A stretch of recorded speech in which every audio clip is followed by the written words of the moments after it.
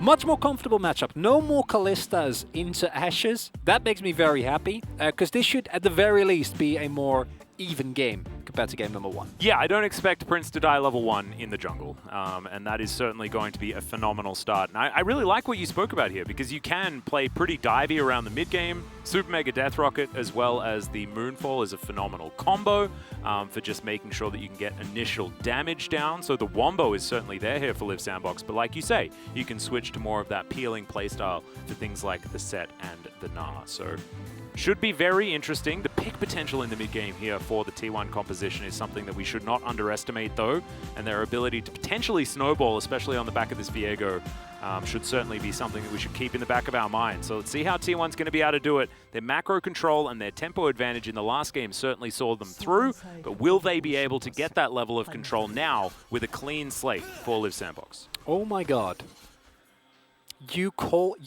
You are a wizard. What did I do? Look at Carrier's Keystone. Oh. It's there. It's there. I was like, wait a second. I don't think I predicted anything.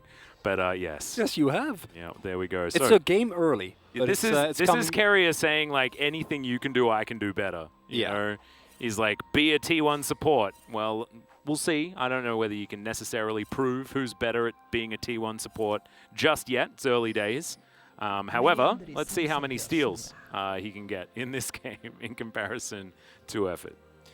And the T1 comp has an immense amount of explosiveness. And the one thing that I'd be scared about if I were them is that, which after the early game that you had last game and T1's early games in general shouldn't be the biggest of worries. But if you lack the necessary burst damage to actually blow up people with your LeBlanc and your cannon, then Viego doesn't really get that much done, and there is definitely an amount of time where Teddy, unlike with the Ashe, is going to need time to skill up, right? He's going to need time to actually hit his item spikes.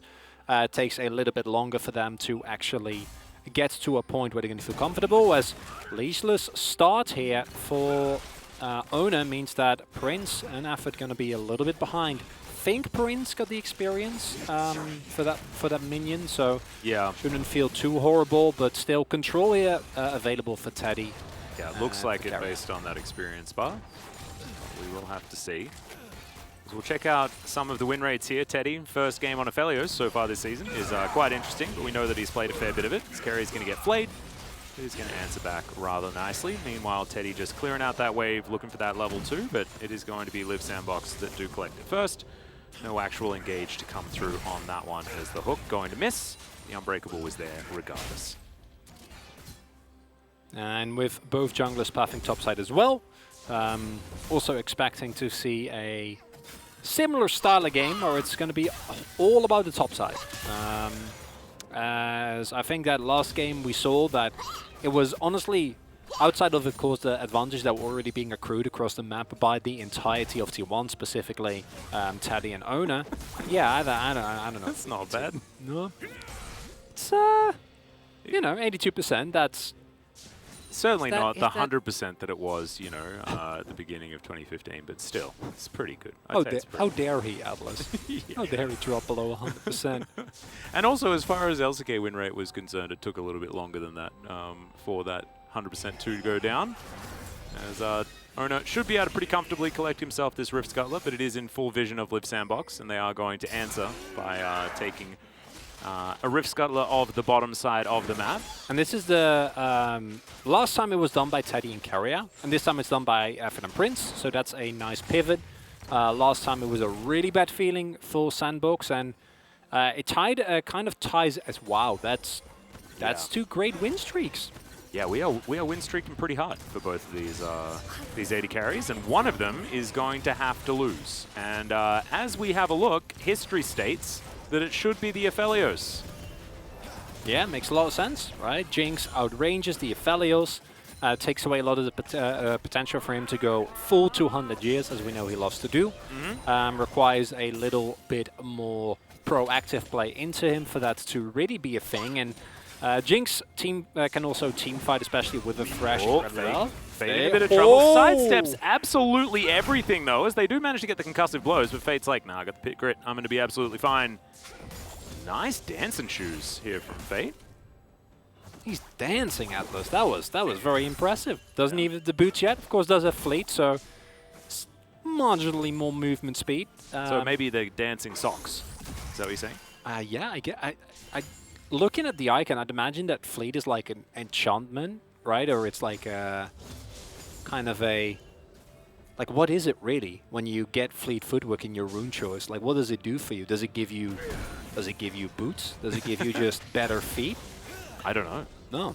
It's an interesting question. This is something that we will need to go into more, but perhaps maybe not at this time. I'd say so. Yeah. Of course, the interesting thing is that the amount of pressure that's being soaked by Liv Sandbox is very different from the early game, and now Fate. Yeah, Croco looking to make his way in. No more face breakers available, and the showstopper not there just yet.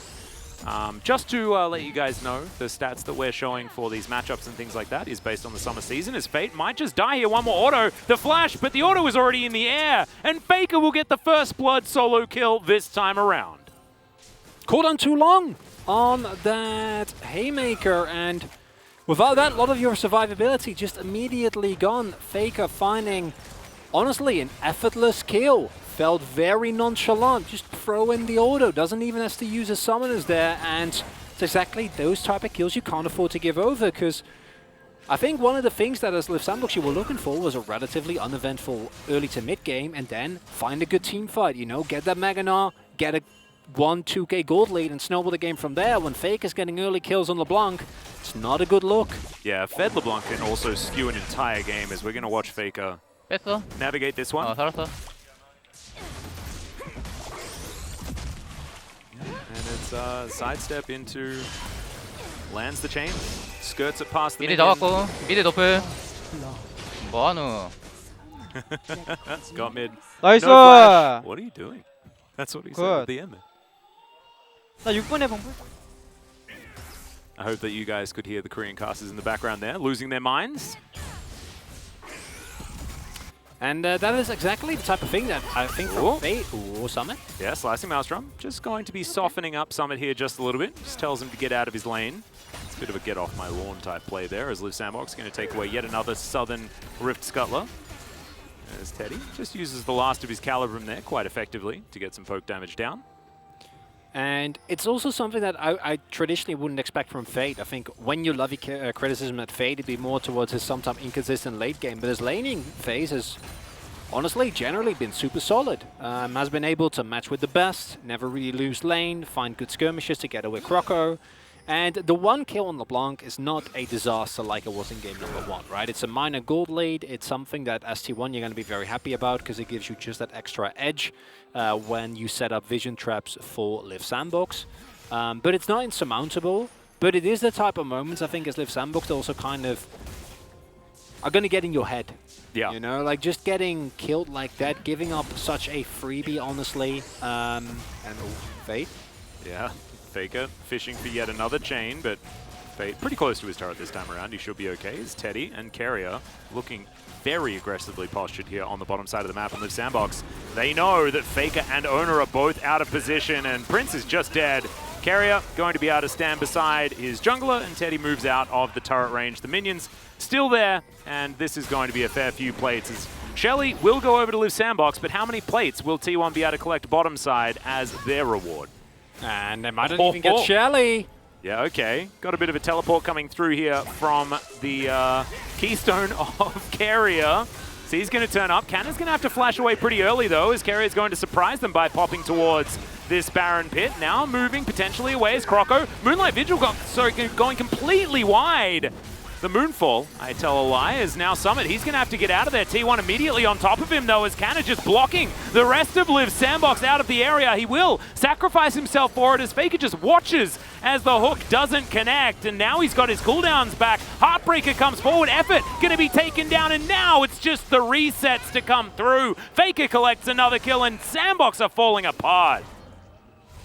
And that started out relatively well, but with the showstopper being used in an attempt to immediately assassinate Kana, you need to cash in on that. But instead, you get surprised by, of all things, the teleport from the Brom, which, that's a shocker. That certainly broke my brain at the beginning of that fight. Yeah, it did.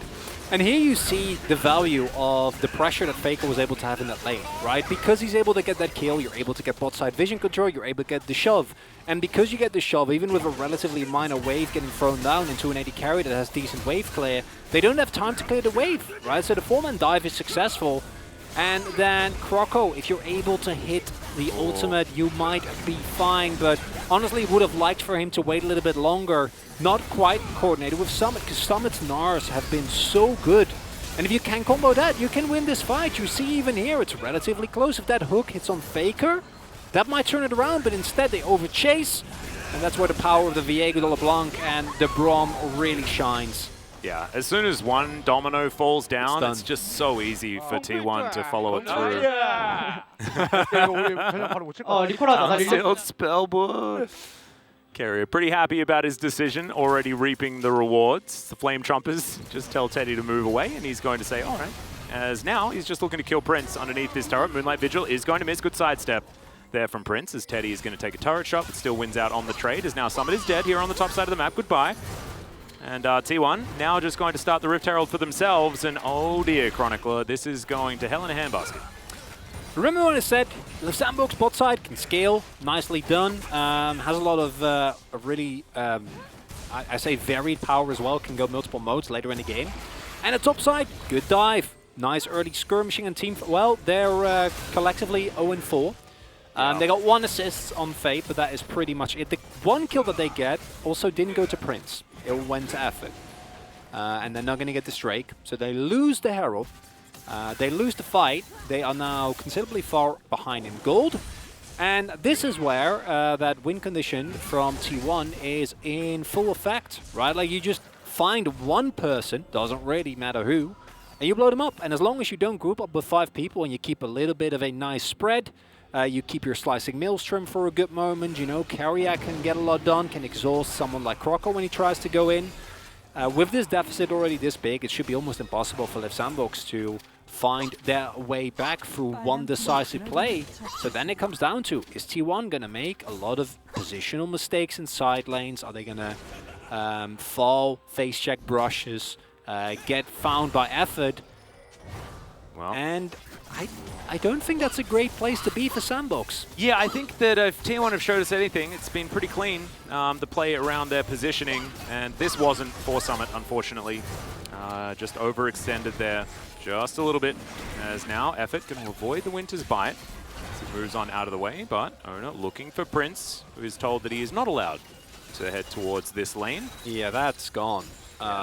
There's Chakrams available and an Herald, and this is the cross-map play being set up by Sandbox, and this should be successful. Faker does have TP. Yep, Slicing Maelstrom is available. There's no stopwatch here for Canna or anything like that, so this is dangerous, and that teleport that you were talking about certainly comes on in. The special delivery of the cannon, he keeps himself alive for quite some time, but the face break is good. Croco gonna find the Moonfall, but it's not going to be enough to save his life, as now Faker actually moving the other way, just playing the do-si-do here with Liv Sandbox as Summit gets into angry mode, but it is going to be about Faker just trying to run them around. The Haymaker comes through, the Gnar is avoided, and Faker is going to take his time moving back to this one, and he knows that he can make this a 1v1 on either side, but still not enough funny business available as the Rift Herald is going to charge into the mid lane once again, and he bought enough time for the rest of his team to really throw down.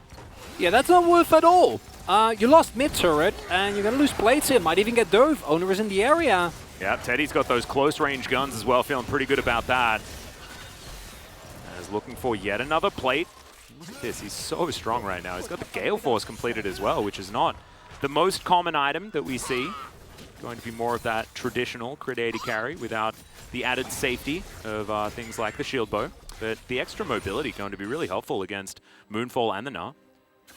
It also fits into the theme of what we've seen from Teddy today, which is I'm here to show who's boss, okay? And Gale Force allows me to do that as no wave available, which means that Summit already takes as much damage as he does here. And then Croco's forced to go in aggressively, take as much damage as he does, and then, yeah, really nice. A juke here by Faker, but look at mid lane, look at bot lane while this is happening.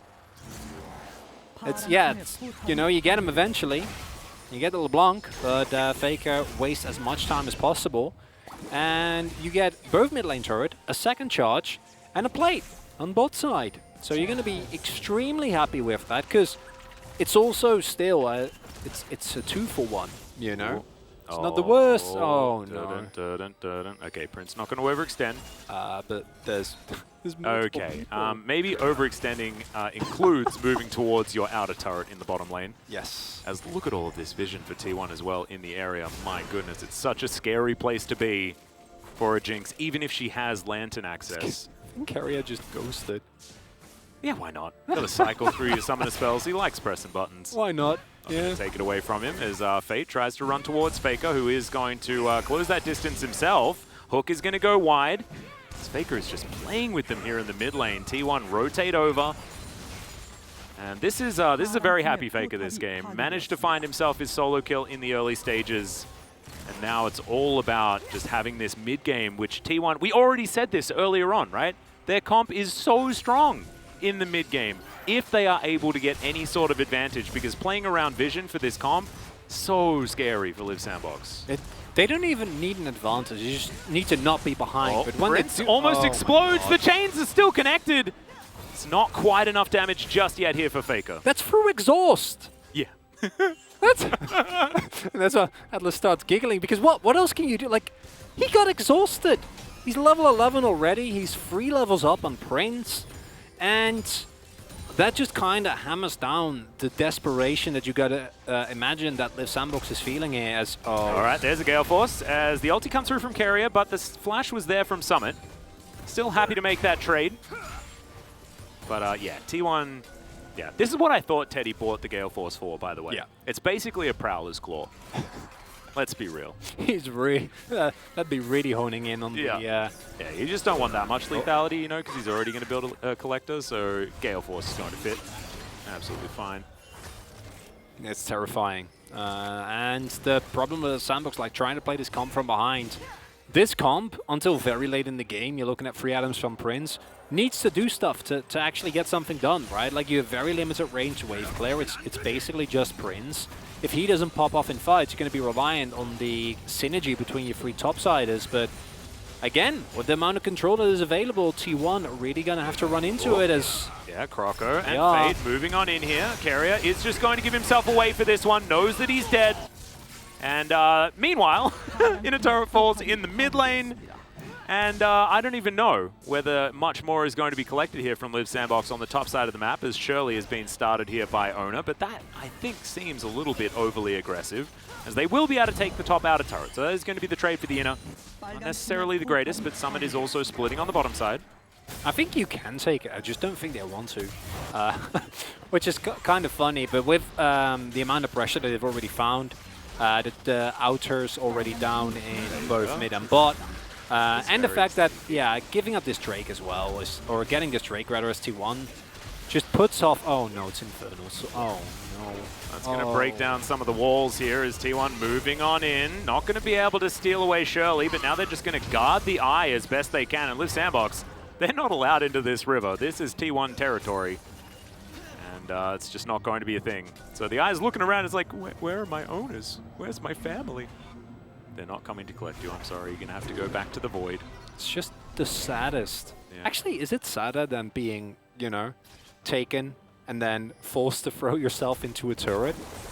Yeah, I don't know. And maybe going back to the void is exactly where the Herald does Going want back to to go. your family? Yeah, I don't actually know what's in the void. I would assume not much because it's a void. But No, there's you know, there's all sorts of monsters and Kassadin. Yeah. Isaac spent a little bit of time there. Yeah, comes to mind as well. And a cute note there, I think we're going to go back to the Carrier play. The reason why Carrier doesn't get away here is because he doesn't have Flash. Which is kind of ironic, considering he just used Flash in an attempt to kill Summit. Yeah. And it's something that we've seen from T1 already in the previous game as well. Obviously, that one was basically won when Teddy decided to flash over a wall. But it's these little moments that, to me, say that T1, they feel like they're in complete control of this game. I don't think you make those plays if you're like, we need to play this 100% clean, right? Like, no way, we can't give up any advantage for free.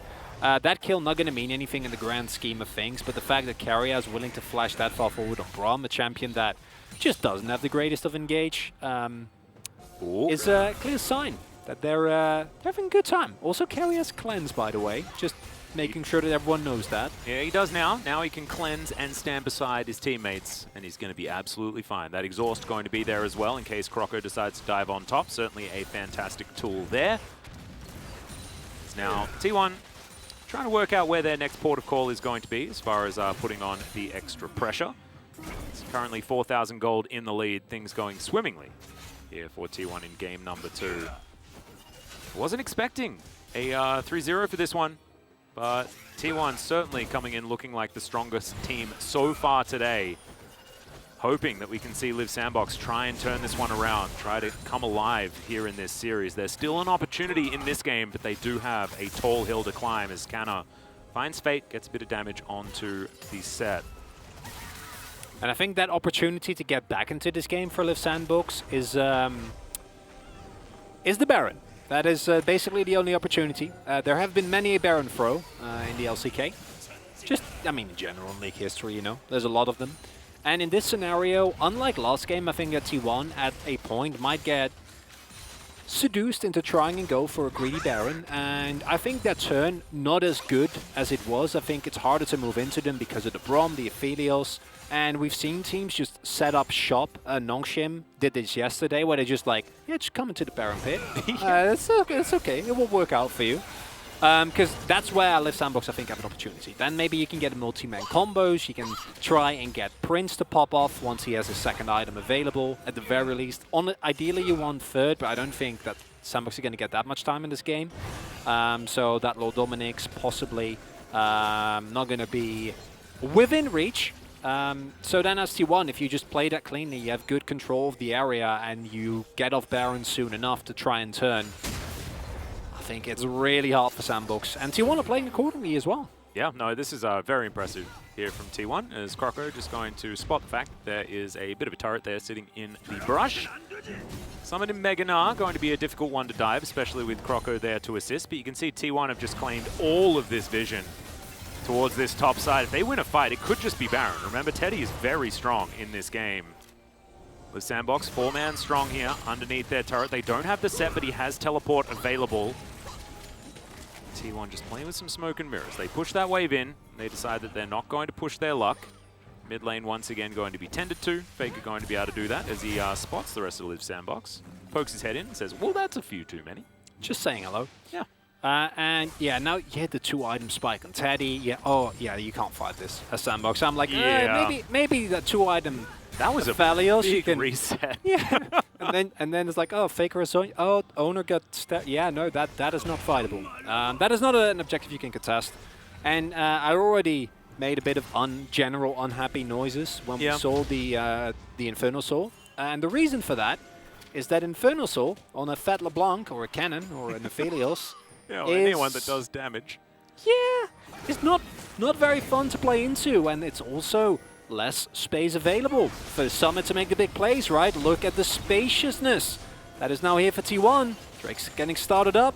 Yeah, Fate looking over to the side here, looking for Canna, finds him, knows that he was going to be searching for a flank as well. As you can see, the Dragon just running between its two potential masters. It is going to be secured by Prince, but the Moonlight Vigil will connect. Glacial Fissure comes down, but the follow-up is not great, and T1 just going to have to let them get away. Good disengage here and good denial from Liv Sandbox.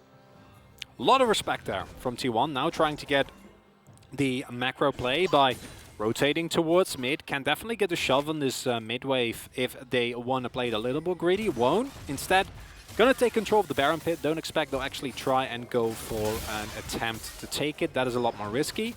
And you see that Liv Sandbox, they still have an amount of engage that needs to be respected. And unlike last game, yes, a 4k gold deficit is a big one, but it's not an insurmountable one, right? No. And if T1, if you just group up there and you get baited into trying and contesting against a Summit or a Croco that finds a multi-man play, then you're still in deep trouble.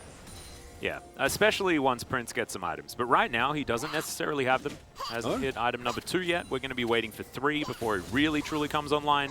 And even then, it might not be enough, given how decelerated he has been with all the pressure that T1 have put on bottom side as carrier. Going to face check here just a little bit. He's going to continue forward. Owner is in the area. They get the flash out of effort. The chains are going to connect. Now looks for the hook, but does not find it. Faker diving in once again. As, oh my goodness, the poke damage is ridiculous here. T1 will bully them out of their own jungle here on the top side of the map. Really nicely done there as well. And yeah, Summit tries to do as much damage as he can. A little bit stronger now with the Black Cleaver finished, so will augment the damage for both Prince and to a certain extent Fade, but that's not going to be it, right? You just need to be there with 5 people and you need to get the combo. There is no other way around it for you. The nice thing though is that with Sandbox getting that Drake, they bought themselves at the very least 5 more minutes. Yep. And that is a time that will allow Prince to get into a position. And one thing that we didn't get to see in last game, because it was over very early, is how tenacious Liv Sandbox is. Right? And the series to Nongshim comes to mind, where it was just... they would not give up. They were as tenacious as they come, and that is something that in this game, with T1's rather limited engage, barring blow-up potential that Faker has or a flank from Kana, is a little bit more of a nuisance to deal with if Liv Sandbox play it very close to the chest. Yeah. Liv Sandbox being able to pick up that Drake has the other effect, the added effect, optimistically speaking, of them now potentially stacking up 4 of them, which would be very, very scary if you were T1. Right now, that's not looking like it is in the realm of possibility. But, well, actually, no, it's in the realm of possibility, just hasn't made it to the room that says probability on it just yet. They're still in between rooms as far as that is concerned.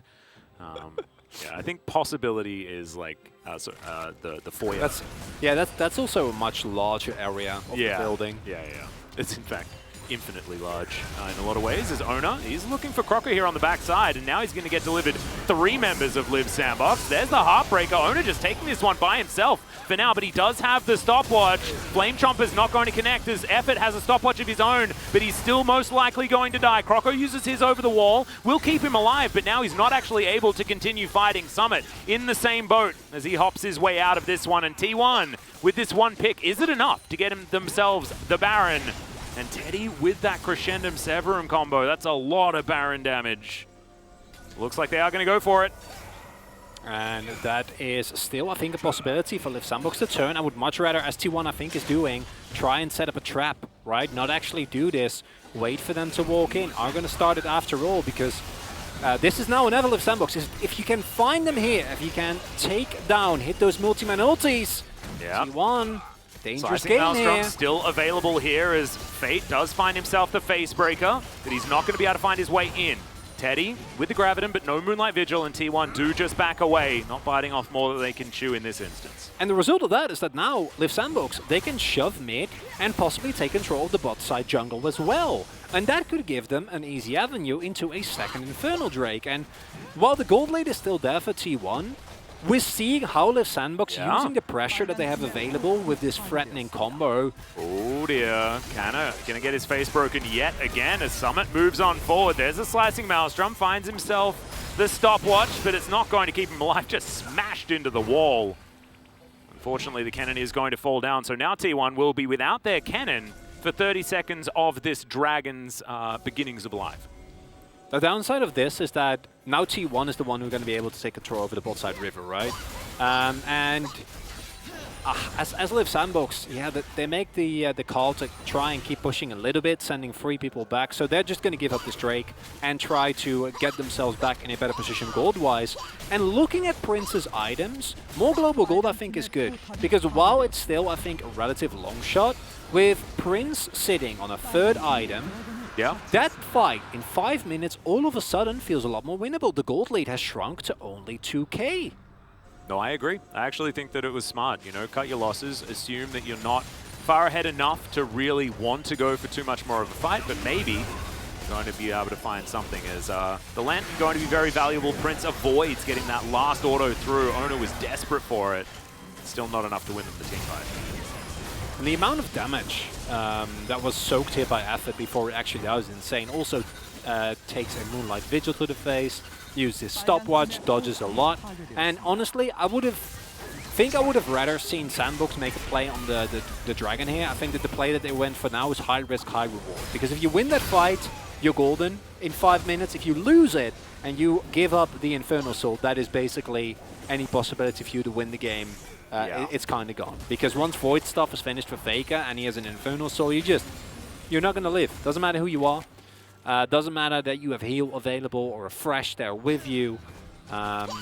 Unless you have all your summoners, you know, then you can probably survive one jump in.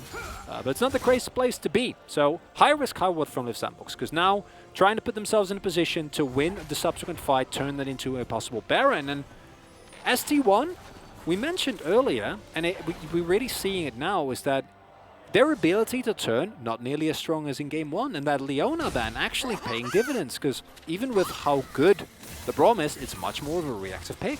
No, I agree. I think you're exactly right, and I'm looking forward to seeing how T1 are going to be able to try and navigate this one. They've managed to hit the Infinity Edge spike a little bit earlier, as you would expect, given the fact that Teddy is about 1,200 gold ahead of Prince. Prince has 3 minutes to get that third item. Already has his Crit Cloak and a pickaxe, so not too far. Want to see him get priority on all of these waves, make sure the Jinx can be as powerful as possible moving into this next one. And then Liv Sandbox need to switch that playstyle into more of that protect the Jinx style composition, which I think they've already started to do. Yeah. But they've closed this gold lead, man. Like, it has really stagnated for T1. And this is looking a lot more like the T1 that we saw at the beginning of round 1, right? The beginning of summer, where it, yes, their early game was still okay. I think at round 2 it went from okay to being just simply one of the best, if not the best, in the early game that we saw from teams, barring maybe Afrika within the LCK. But this lack of activity and being relatively low pace, if they don't find big leads and run over the game, is something that in longer games, T1 have actually faltered the most, I feel like. It's where they kind of lack the conviction that a team like Liv Sandbox, they have it in spades. I call them tenacious already, and you can see it here as well. Because Prince, in 2 minutes, I guarantee you that Infinity Edge will be finished, and that is the point where a Jinx can just start taking up fights completely. And there is a lot of ways for T1 to mitigate that. There's a lot of ways to kill the Jinx. But just the fact that the possibility exists would scare me as a T1 fan. Whereas as a Liv Sandbox fan, I'm like, oh boy. It's a just maybe situation. It's a possible. Not probable yet. I feel like that. No, we're still in the foyer. It's a large room to get through. Yeah, you're exactly right. But we're making way. Yeah. You gotta hike it out, and that's exactly what they're doing. I feel like this metaphor has gone probably to the edge of its limits, but I hope that we can keep pushing it. As T1 now just still tidying up waves here and there. You can see Summit actually basically winning in a side lane. This is what sort of happens. Cannon not exactly a side laning champion. We have double Void Staffs completed, but the Infinity Edge is now done. 1 minute until the potential Infernal Soul for T1. They are going to be fighting for this one. Is Liv Sandbox ready for a team fight? 3 items on Diana, 3.5 items on the Gnar, and most importantly, the 3 picked up for the Jinx as Faker gets out of the way of the Facebreaker. Teddy softened up just a little bit, but he's got the Calibrum and the Crescendum. Certainly what you want when you want to be fighting from afar. I'm just worried that T1 is not going to contest this. To be fair though, it is a second Drake, so they can just trade for Baron and be completely fine. Yeah, I guess that is the more the more conventional option. And it looks like that's what they're doing, but the vision control is really good from Sandbox. So I don't know whether timeline-wise that's really going to work out, as they're moving up here from Sandbox, trying to get prior control so they can either rotate towards Baron or the Dragon. Yeah, Canna in position to grab the minion wave, but this is a lot of control for T1. Sorry, for Liv Sandbox. Did manage to get that wave pushed out. So, Drake has now spawned. Liv Sandbox still thinking about whether or not they want to contest for this Baron or just take the Drake. And Summit has said Dragon time. And T1 have said that they are just starting off on this Baron. Super Mega Death Rocket will spot it out. And Canna waiting over to the side. So second Infernal does go over to Liv Sandbox, and T1 feeling the pressure. They want to be able to take this one. They burst it and stole it! This is the team of Steelers, and it's going to be Croco's turn this time. And now T1 try to look for the fight to salvage it. They take down both. As now the dive on forward, the Superplex is good from Fate, but he may just die, as Summit is the last man standing that has a Baron wrapping around him. I say that a little bit ahead of time, but I don't think Fate's going to survive this one. And that's exactly right. He goes golden for a moment to buy some time for his Gnar. He is still going to fall down, so that is one Baron, but it's a good steal there from Liv Sandbox that deny yet another opportunity for T1 to grab themselves the Infernal Soul. The downside, of course, is that while you get the Baron, you give up basically everything. And now T1 with the counter push, death timers are pretty long at this point, Atlas. Yeah, we are 35 minutes into this game, so Teddy should be able to start ripping through this inhibitor turret. And it's basically an afterthought. They're going to back away before taking down the inhibitor. 2 inner turrets remain in the side lanes. T1 probably going to tidy up that area of the map in the meantime. So let's check this one out once again. Croco, bit of a hero play here. Yeah, it's a beautiful play. Vision provided by Prince, and then Croco going in very deep, able to get that. But then the problem is, now he's stuck there on his own. Really nice zoning by Kana, even with the exhaust. Prince and Effort immediately taken extremely low, which means the cleanup for Faker and Ona is easy peasy. Another downside there is that while the play to get the Dragon was successful, it also meant that Summit was basically on halfway through his transformation already, right? Like he had been Maganov for a while it was taking the Drake, so coming in there, didn't actually have that teamfight form available for the whole fight, because that could have changed it a little bit as well, I think, where if he gets one more stun, keeps Prince alive for a little bit longer, could have been the turning point. And yeah, you still have the Baron buff on one person, but still I think that's a trade that you do take as T1. Honestly, I think the Drake take, in the grand scheme of things, more influential than the Baron steal, which is kind of weird to say. Yeah, and we've seen this happen a lot, especially with these slower games, right? Indecisiveness breeds a lack of value for things like the Baron that do certainly require you to push that advantage to make things work. Currently, you can see the Baron power play sitting at about -100 gold, which means it's doing approximately nothing. Carrier does notice that there was a hook that went over the wall. And of course he had vision there of Effort when he was throwing that one out, so clears out the ward. And T1 just back to their scaling mode. You do have now a Quicksilver Sash on Teddy as well as the Last Whisper. So he's starting to augment this build. And the Teddy ending is, I believe, what T1 are playing for now. Moonlight Vigil just barely missing onto Prince there as they do get the box out of Effort. You're not going to be too worried about that though, as Liv Sandbox, as they do trade Teddy's ult. And that is certainly good news, Liv Sandbox being able to play this defensively quite well in the mid lane, but being defensive is not going to win you the game. And I believe we can say that to both teams at this point in time. I guarantee you that Liv Sandbox are going to take control on the river, and then T1 is going to say, it's not Soul, we're going to give it up, and then we get 5 more minutes, and then we get gameplay. But that's like, even then without the Soul, that's like a triple Infernal Jinx. She's going to be doing a lot. Like, that's a lot of AD. But you don't have to go, so why would you go, Atlas? Ooh, that's a good point. That's something I can get around. Yeah, I don't think it's good. Let me be very upfront about that. I don't think that should be the call. Yeah. I'm not saying this from a position of this is what I'd like to see. However, this is, I think, fairly high chance of this happening. Yeah, I think you might be right. Having also been here and watched a few of the games. Yes. Here in the LCK. This is certainly a bit of a worry, as now Summit going to take a lot of damage from Faker, but not going to commit to anything as the Narbar is quite large. Yeah, can we also... Summit had an amazing game 1, and then it wasn't enough.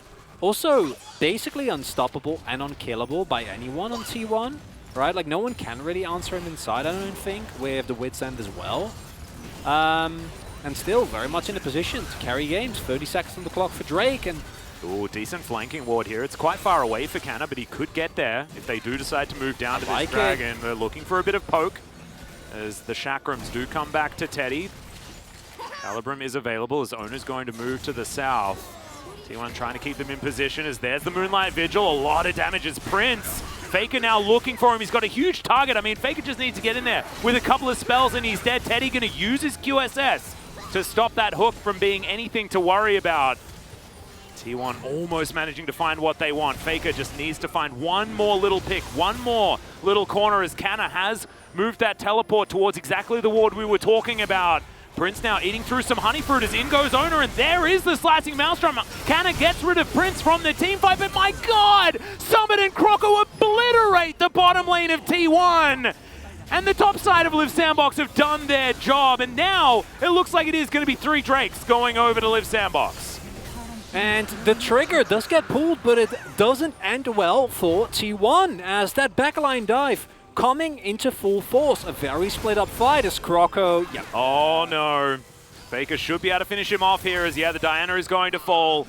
Owner's going to be able to get the resets, and now Fate is going to be in trouble as well. The Haymaker does absolutely nothing. Summit trying to come forward looking for more, but maybe he's just put himself in position to be taken down here. The Facebreaker is going to connect.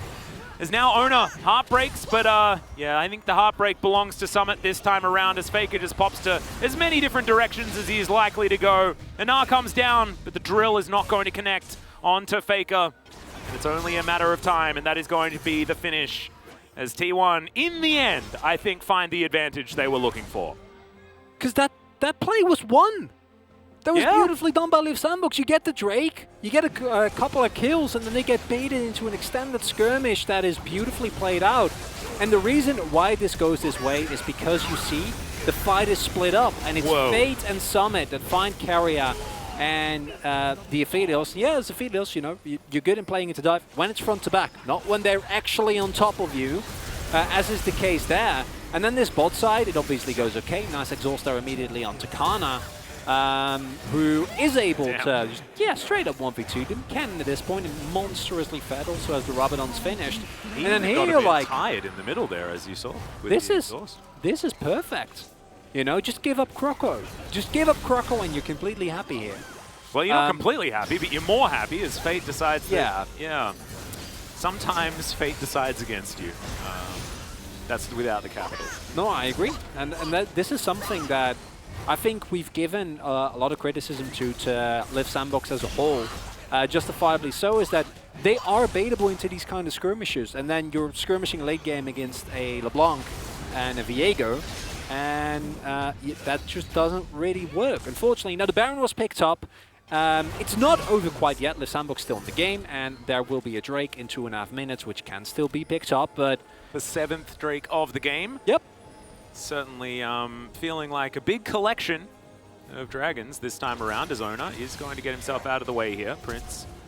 Okay, that's a big flash from Effort. Not going to find the Flay, though. Maybe a slight whoopsie, maybe some over-aggression here. Some desperation showing for Liv Sandbox. As it's back to a 4,000 gold lead. Teddy on the bottom side of the map, but the rest of the team are in position. Faker and Carrier just playing bodyguard. Stop Teddy from being in any trouble at all. Get this wave pushed in, top side. It's doing the same thing as Liv Sandbox coming down to defend. Baron buff still here on T1. They're pushing power very strong as Faker.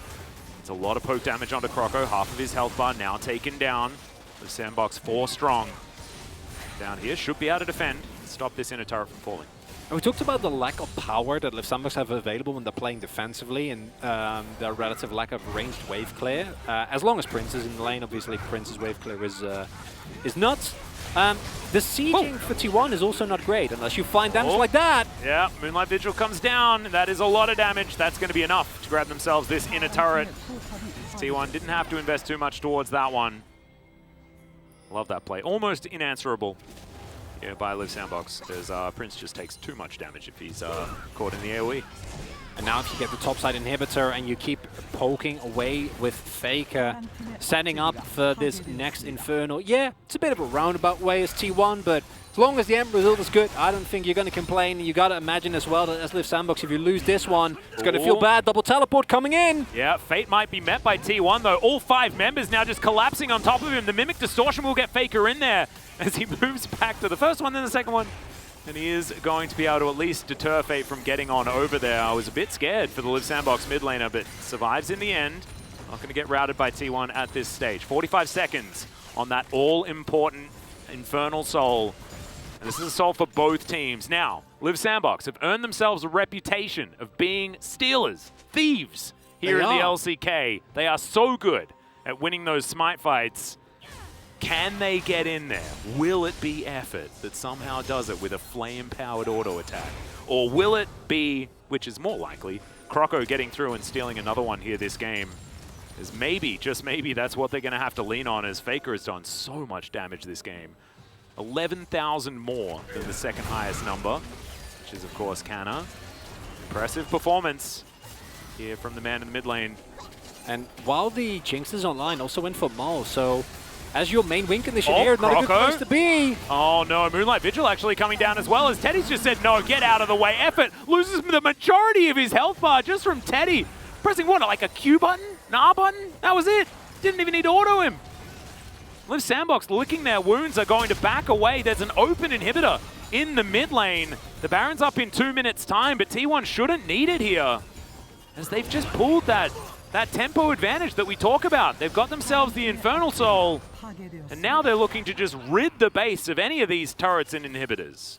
It's the scenic route to the Soul Atlas, but it's one that gets you there nonetheless. You know, you visit some stores, you take a nice walk, but in the end you get the Soul, and later than expected, doesn't matter. It's still an incredible amount of power with competition. Better late than never, absolutely. Yeah, because now Faker is just going to one-tap people if they're not careful. They can keep this push up. Baron spawns in a minute. You don't need to force her as T1, right? Yep. You have auto shove in topside. It's going to be 2 super stacked down. Mid inhibitor also down. Play it patiently. They have decent vision behind them. Would like a little bit more, but with no teleport available, you're not too afraid either. And you see the damage that comes through now is just not manageable for Liv Sandbox. Yeah, I think the patience here from T1 definitely warranted based on how the mid to late game transition went for T1. It was a little bit rough, but now they've once again grabbed the reins of this game. Carrier puts up the door. Now, how do T1 break this one open? Well, the first answer is going to be, let's throw as many minions towards this Nexus turret as we possibly can. Thankfully for Liv Sandbox, there's no wave here while they're sent to defend, and they keep that Nexus turret alive by just a sliver. They are barely holding on. We are getting towards one team fight, one victory type scenarios, though. You know, like, I don't know whether Liv Sandbox can win off one of them, but if they barrel down mid lane, there's no inner turret to worry about. No, normally, in a normal game of League of Legends, you'd hit that 10 minutes ago. Yeah. But we are a special region, Atlas. Well, Effort may just die. No, has himself the shield. He's going to be okay in the end. My goodness, throws down the redemption for himself as well. As Croco going to suffer a similar fate. As I'd probably write down Faker's POG on I already T1 did. pod card. Don't worry. Okay, beautifully done. As that has right just given given them a Baron. Because now without Thresh, how are you supposed to actually approach? It's a sitting duck, and that is a very comfortable Baron. Of course, I think the condition of the map was also one of the large reasons why that Baron was free, as well as the Infernal Soul that T1 has. So, an extraordinarily firm leading position. There's 3 minutes left on the Elder. I mean, does T1 wait for that one? You're not going to be able to use your Baron if you're going to wait for it, though, because I have a feeling this Baron push should be able to win you the game. No, but Baron doesn't guarantee you win fights, though, Atlas. So you need, surely you need Elder.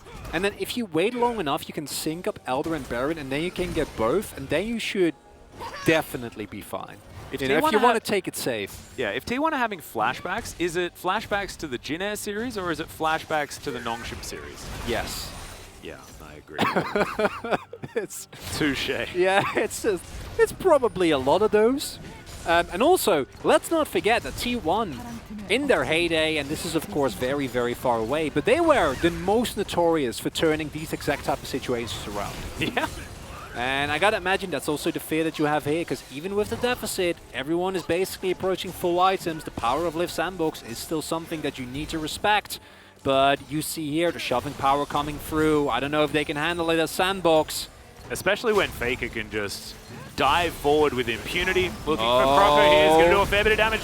The Moonfall finally comes out, but it just doesn't do enough damage. Teddy going to get redemption from the side as in goes Fate, but now he's trying to 1v1 against Teddy immediately. He uses the QSS flash to get out of the way. The Showstopper hits the wrong target, and now Prince is in trouble. Ona just diving on top of him. The Gnar onto Ona, but he's got a GA. He's absolutely fine, and Prince, not so much. No fountain for you, unfortunately, and T1 with a snap of their fingers take down the Nexus at 46.